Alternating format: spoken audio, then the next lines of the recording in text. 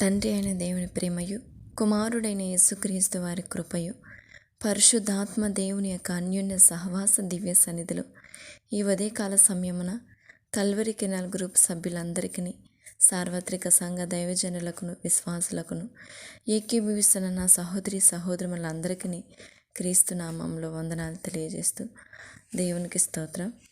ఉదయకాల ప్రార్థనలకు ఆహ్వానం. ప్రార్థన చేసుకునే ముందు కొద్ది నిమిషములో దేవుని యొక్క మాటలు మనము ధ్యానం చేసుకొని మన జీవితంలో అన్వయించుకోవడానికి ప్రయత్నం చేయడానికి ముందుకు వెళ్దాం. అదేవిధంగా ప్రతిదినం దేవుని వాక్యం మనం నేర్చుకోవలసిన వారమై ఉన్నాము. చూడండి, రాజు, నాయకుడు కానీ అధిపతి కానీ లేకపోయినా దేవుని మాట వినే ఈ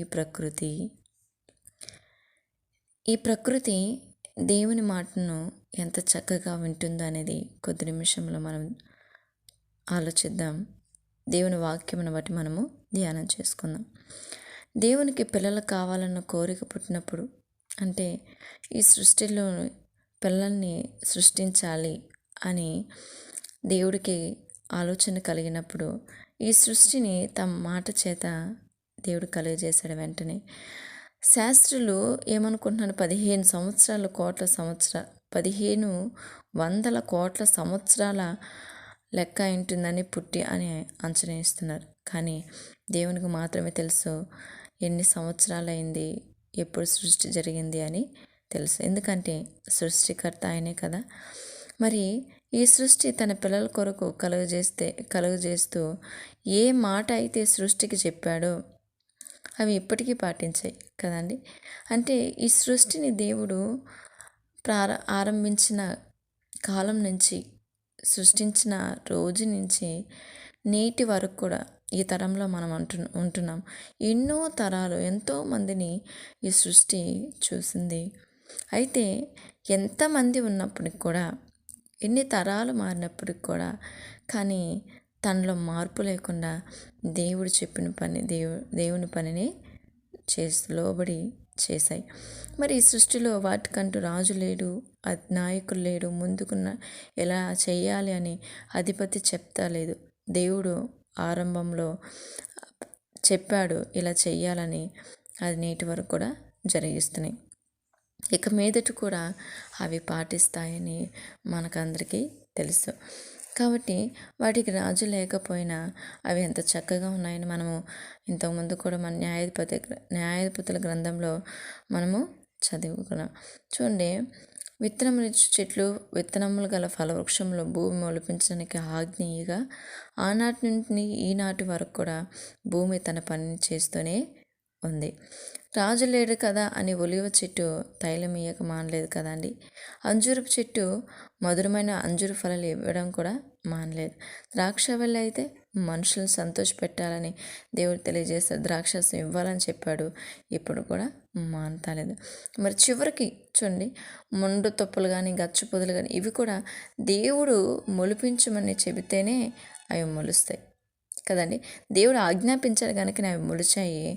అవి వ్యవసాయకులకు విత్తనాలు చల్లే కాలం, కోతకాలం తెలిసి అవి ఆ వ్యవసాయ కాలంలోనే మొలిచే విధంగా ఉంటాయి కూడా. ఎందుకంటే మరి ఆది కాండంలో చరిత్రలో ఆదాము గారు పాపం చేసినప్పుడు, అంటే ఇరువురు అవ్వగారు ద్వారా పాపంలో పడినప్పుడు, మరి దేవుడు శిక్ష వేసినప్పుడు మరి గచ్చ పొదలు, ముండ్ల తుప్పలు అనేది మొలిపించడం జరిగింది. అయితే అవి కూడా దేవుని సృష్టి కదండి. దేవుడు చెప్తేనే అవి మొలవడం జరుగుతూ వచ్చింది.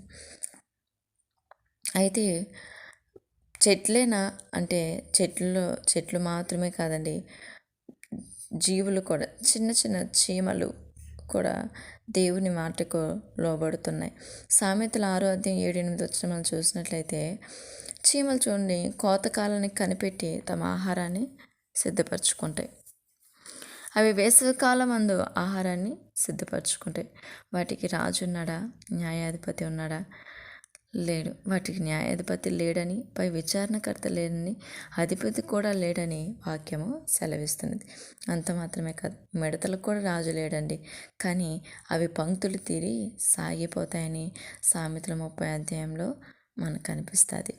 అంటే వారికి చూడండి, సృష్టిలో ఏటికి కూడా రాజు లేడు, దేవుడే రాజు. మొదట్లో ఆజ్ఞాపించాడు, వాటి పనిని అవి ఇప్పటి వరకు కూడా సాగిస్తున్నాయి. అయితే దేవుడు చెప్పాడనే అవి ముందుకెళ్తున్నాయి. కానీ దేవుడు ఆజ్ఞాపించడు కనుక నా పని ఇప్పటికి కూడా అవి మరవకుండా చేస్తున్నాయి. సూర్యుడు చూడండి, సూర్యుడు ఉదయించడమే కాక అస్తమించడానికి కూడా త్వరపడుతుంది. దానికి అధిపతి లేకపోయినా దాని మాట, దేవుని మాట అది జవదాటడం లేదు. గాలి దక్షిణంలో ప్రారంభమై ఉత్తరంకి వెళ్ళి మరలా తిరుగుచు మళ్ళీ సంచారం చేస్తుంది. ఇది దేవుని మాట బట్టి. నదులన్నీ సముద్రాలు కలవడం దేవుని యొక్క మాట. సముద్రం నీరు ఆవరి మేఘాల్లోకి చేరి తిరిగి వర్షం కురిపించడం దేవుని యొక్క మాట. ఇలాగా ప్రతి క్రియ కూడా దేవుని ఆజ్ఞ ప్రకారం జరుగుతుంది. భూమిపైన ఆకాశ విశాలంలో పక్షులు ఎగరాలని దేవుడు ఆజ్ఞాపించాడు. అవి కూడా దేవుని ఆజ్ఞ ప్రకారము జరుగుతున్నాయి.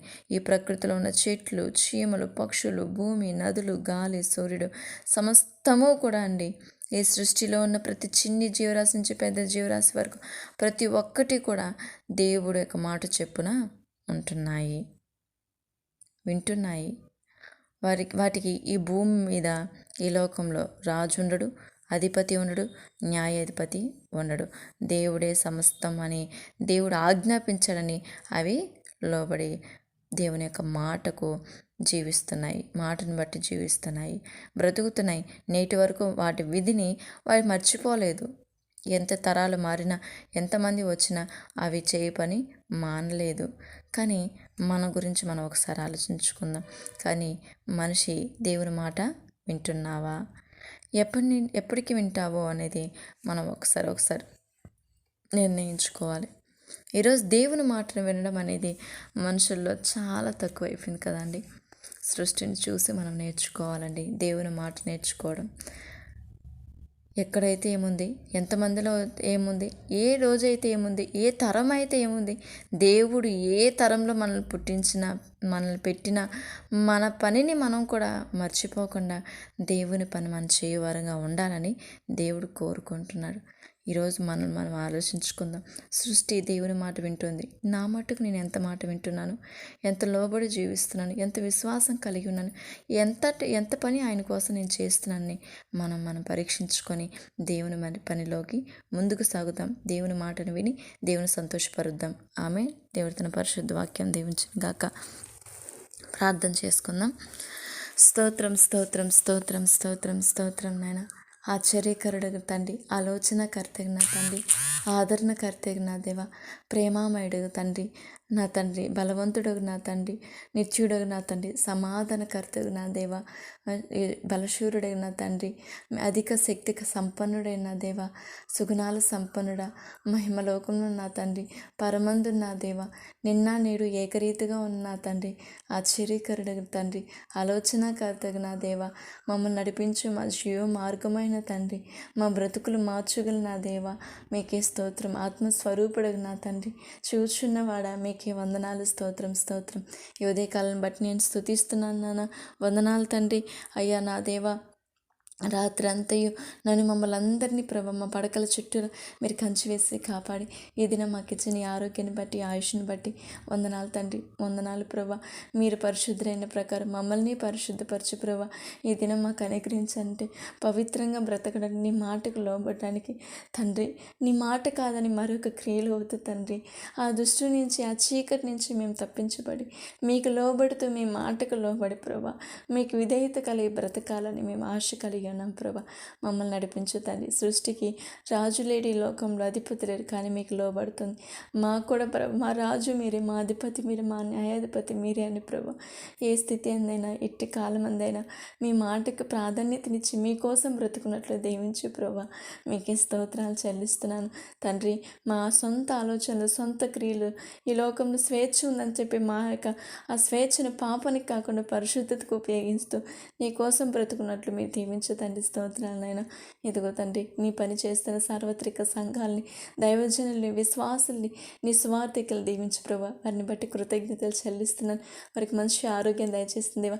నీ చిత్తం తండ్రి, నీ పిల్లల ద్వారా మా అందరి ద్వారా సంపూర్ణంగా నెరవేర్చబడి నీకు మహిమ కలుగును గాక తండ్రి. స్తోత్రాలు చెల్లిస్తున్నాను నాన్న. దీవించు తండ్రి.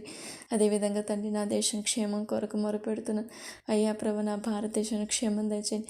నా దేశంలో ఏలుబాటు చేసే ప్రతి చీకటి అన్ని క్రియలు తొలగించండి ప్రభా. తండ్రి, నా దేశం ప్రజల హృదయాలు మీరు మార్చు నా తండ్రి. అయ్యా అధికారులను బట్టి స్తుతిస్తున్నాను, క్షేమం దయచేయండి. ఈ సంవత్సరంలో నీ చిత్తమైన నాయకుని మీరు ఏర్పాటు చేయి తండ్రి. అయ్యా సొంత ఆలోచనలో ఒక మర్యాద చొప్పున ప్రభా, అయ్యా ప్రభా, నీ ప్రజలు నాయకుని ఏర్పాటు చేసుకుంటున్నారు. కానీ అంతకుమించిన గొప్ప రాజు, నాయకునే సృష్టించిన నాయకుడు మీరు, రాజులకే రాజు మీరు ప్రభా. అంతకుమించి మీకు అధికంగా భయపడే పిల్లలుగా అయ్యా సంతానంగా మార్చమని వేడుకుంటున్నాను దేవా. స్తోత్రాలు చెల్లిస్తున్నాను. ఇదిగో నా తండ్రి, మరి నా దేశం నశించిపోతున్న ఆత్మను బట్టి స్తోత్రాలు తండ్రి. అయ్యా వారిని రక్షించే దేవుడు, సమర్థుడు మీరు మాత్రమే. మానకడుగుతున్నాను న్యాయాధిపతి, నశిస్తున్న ఆత్మను దర్శించండి, యవనస్తులను కాపాడు తండ్రి. వాళ్ళ భవిష్యత్తును మీరు కాపాడమని వేడుకుంటున్నాను దేవ. స్తోత్రాలైనా యవనస్తురాండ్లు వాళ్ళ వివాహ విషయంలో కృప చూపించండి. సొంత నిర్ణయాలు కాదు ప్రభా. నా తండ్రి, మీ చిత్తమైన వారిని వివాహం ఆడటకు సహాయం చేయండి ప్రభా. ఇదిగో నా తండ్రి, వాళ్ళ చదువుల్ని, వాళ్ళ ఉద్యోగ విషయంలో మీరు కృప చూపించండి. చాలామంది నిరుద్యోగ పరులు బాధపడుతున్నారు నాయన. మాకు వచ్చిన కష్టం చేయుటకు నయ్యా ప్రభా సోమర్థనంగా ఉండక మీ నామానికి మహిమకరంగా కష్టజీవులుగా జీవించినట్లు ప్రతి ఒక్కరిని దీవించమని వేడుకొంచున్న దేవ. స్తోత్రాలనైనా అలాగే ప్రతి కుటుంబాల క్షేమాన్ని బట్టి స్తుతిస్తున్న ప్రతి కుటుంబంలో క్షేమం దయచండి, సమాధానం అనుగ్రహించమని వేడుకొంచున్నాను. బలహీనులను బలపరచు దేవా. ఇదిగో వికలాంగుల పట్ల మీ కృప చూపిస్తున్న దేవా, విధవరాళ్ళ పట్ల మీ కృప చూపిస్తున్న తండ్రి స్తోత్రాలు. చంటి బిడ్డలని, అయ్యా గర్భిణీ స్త్రీలని, బాలింతలను దర్శిస్తున్న తండ్రి స్తోత్రాలు. ఈ దినం ప్రయాణం చేస్తున్న ప్రతి ప్రయాణికులను, ఆయా వాహనాలు నడుపుతున్న వారి ఇప్పుడు ప్రభా మీరు క్షేమం దయచేస్తున్న తండ్రి స్తోత్రాలనైనా. అయ్యా మమ్మల్ని ద్వేషించేవారు, దూషించేవారు, తప్పుగా పడుకు వారు అందరూ ఎలా క్షమించి వారి యొక్క హృదయాల్ని మీరు మార్చి వాళ్ళ కుటుంబాలు దీవిస్తున్న తండ్రి మీకే స్తోత్రాలు చెల్లిస్తున్నాను. అదేవిధంగా తండ్రి ప్రత్యేకంగా కల్వరి కిరణాల గ్రూప్ సభ్యులందరినీ బట్టి స్తోత్రాలనైనా. ఈ పరిచర్యను దీవించండి, నీ నామానికి మహిమకార్థమే మీరు వాడుకోమని వేడుకొంచున్నాను దేవా. దైవజనులను దీవించండి. అయ్యా ఏకీవిస్తున్న సహోదరుల కుటుంబాలు దీవించమని వేడుకొంచున్నాను తండ్రి స్తోత్రాలు. ప్రేయర్ రిక్వెస్ట్ ఇచ్చిన చంద్రశేఖర్ అయ్య గారిని బట్టి స్తోత్రాలు. న్యాయాధిపతి, ఆయన పట్ల మీరు త్వరగా మీరు న్యాయం చేస్తున్నందుకు స్తోత్రాలు ప్రభా. రమేష్ అన్న గారిని బట్టి స్తుతిస్తున్నాను. మా ఆర్తధ్వని ఆలకించి అన్నయ్య గారు స్వస్థత ఇస్తున్నాను తండ్రి, మీకే స్తోత్రాలు చెల్లిస్తున్నాను ప్రభా. చీకటి క్రియలతో ప్రభా పీడింపబడుతున్న ప్రతి యవనస్తుని మీరు కాపాడుతున్న తండ్రి స్తోత్రాలు ప్రభా. సునీల్ గారిని, రూపా గారిని, శోభా గారిని ప్రభా, అలాగే తండ్రి చరణ్ బట్టి స్తుతిస్తున్న వాళ్ళ జాబ్ విషయంలో కార్యం చేయండి స్తోత్రాలు. ఆశ భవిష్యత్తుని దీవించండి. రాయబోతున్న ఎగ్జామ్ విషయంలో కృప చూపించండి ప్రభా. స్తోత్రాలు. స్పందన సిస్టర్ యొక్క నార్మల్ డెలివరీ విషయంలో కృప చూపించండి అయినా. మంజులా గారి దీవించండి, వాళ్ళకి కలిగిన సంతానాన్ని మీరు దీవించండి ప్రభా. మీకే స్తోత్రాలు చెల్లిస్తున్నాను. సాలమ్మ గారికి ప్రభా, అరుణక్క గారికి ఇచ్చిన ఆరోగ్యాన్ని బట్టి, దినదిన వాళ్ళకి ఇస్తున్న ఆరోగ్యాన్ని, ఆయుష్ని బట్టి స్తోత్రాలు. ఇంకను బలపరచండి, మీ నామానికి మహిమకరంగా సాక్ష్యంగా నిలబెట్టి మీరు అనేక మంది నేను కనపరచువారుగా అయ్యా ప్రభా జనములలో నీ సత్యవాక్యాన్ని, మీరు చేసిన గొప్ప కార్యమును తెలియజేసినప్పుడు నేను ఘనపరచు ప్రజలుగా మీరు దీవించమని వేడుకుంటున్నాను దేవ. స్తోత్రాలనైనా. ఇదిగో నా దేవ, మరి నీ కృపను బట్టి అడుగుచున్నాను నా తండ్రి. రాంబాబు గారి యొక్క ఆర్థిక సమస్యలు మీరు తీసివేయి తండ్రి. అయ్యా అభిషేక్ గారి యొక్క కుటుంబాన్ని, బిజినెస్ని దీవించు దేవ. స్తోత్రాలు. పాల సహోదరిని, వారి అన్నయ్య గోపి సహోదరిని దర్శించినైనా బ్యాడ్ హ్యాబిట్స్ నుంచి అయ్యా వాళ్ళ అన్నయ్యకి విడుదల దయచేసి ఆత్మీయంగా స్పిరిచువల్గా బలపడినట్లు మీరు దీవించమని వేడుకుంటున్నాను దేవ. స్తోత్రాలు. సల్మాన్ బ్రదర్ సొంత ఇల్లు విషయమే మీరు కృప చూపించండి, మీరు కట్టించే ప్రభా. అన్నయ్యని మీరు దీవించి మీరు మహిమ పొందుకోమని వేడుకుంటున్నాను తండ్రి. మీకే స్తోత్రాలు చెల్లిస్తున్నాను ప్రభా. ఇంకా అనారోగ్య పరిస్థితుల్లో ఉన్న ప్రభా, ఆశీర్వాదం అయ్యగారి కుటుంబాన్ని మీరు దర్శించిన వాళ్ళ మూడవ కుమార్తె భవిష్యత్తుని దీవించండి. ఏసేపు అయ్యగారికి మంచి ఆరోగ్యాన్ని, స్వస్థతనివ్వండి ప్రభా. కిడ్నీ ప్రాబ్లమ్స్ సంపూర్ణమైన విడుదల దయచేయమని వేడుకుంటున్నాను దేవ. స్తోత్రాలు. లక్ష్మి గారి జీవితంలో మీరు చేసిన ఆలోచించి విడుదల ఇచ్చినందుకు స్తోత్రాలు. వాళ్ళ సహోదరులు కూడా సంపూర్ణ విడుదల పొంది ఆరోగ్యం ఇవ్వు తండ్రి. స్తోత్రాలైనా. మెర్సీ గారి కుటుంబాన్ని దీవించు తండ్రి. అదేవిధంగా ప్రతి ఒక్కరిని బట్టి పేరుని బట్టి నేను స్తుతిస్తున్నాను ప్రభా. స్తోత్రాలైనా. దేవర సిస్టర్ వాళ్ళ కుమార్తె ఉద్యోగ విషయంలో కార్యం చేయనైనా. అయ్యా శాంతి గారి కుమారుని శ్రీ చేతిని భవిష్యత్తుని మీరు కట్టు తండ్రి. మీకే స్తోత్రాలు చెల్లిస్తున్నాను నాన్న. ఇదిగో నా దేవ, ట్విన్స్ బేబీస్ అయిన ప్రభా, కృష్ణ గారు, లక్ష్మి గారి దాంపత్య జీవితం ఇచ్చిన బిడ్డలు దీవించండి. వాళ్ళకి మంచి ఆరోగ్యం ఇవ్వమని వేడుకొనిచున్నాను తండ్రి. స్తోత్రాలైనా. న్యాయాధిపతి, ప్రతి ఒక్క విజ్ఞాపన పాసలు పెడుతున్నాను. నా సహోదరుల కుటుంబాలు దీవించండి, వాళ్ళ జీవితంలో కార్యం చేయండి, వాళ్ళు చేస్తున్న ఉద్యోగాలు వ్యాపారాలు దీవించండి ప్రభా. వాళ్ళకున్న ప్రతి ఒక్క బలహీన స్థితి నుంచి, ఆర్థిక సమస్య నుంచి, ఈఎంఐ ప్రాబ్లమ్స్ నుంచి విడుదల దయచేయమని వేడుకొంచున్నానైనా. నా తండ్రి వాళ్ళ ఆత్మీయంగా బలపడాలి, స్థిరపడాలి, విశ్వాసంలో నిలబడాలి, నీ రాజ్య వారసులుగా మీరు దీవించమని వేడుకొంచు తండ్రి. ఇంకా నువ్వు ఎంతోమంది ఇచ్చినారు, వారందరినీ బట్టి కూడా నేను స్తుతిస్తూ ఈ ఉదయకాల సమయంలో గనపరుస్తూ వేడుకొంచున్నాను. మీరు చేయబోతున్న మేలును బట్టి స్తోత్రాలు. మోషే గారు కూడా మంచి ఆరోగ్యం దయచే తండ్రి.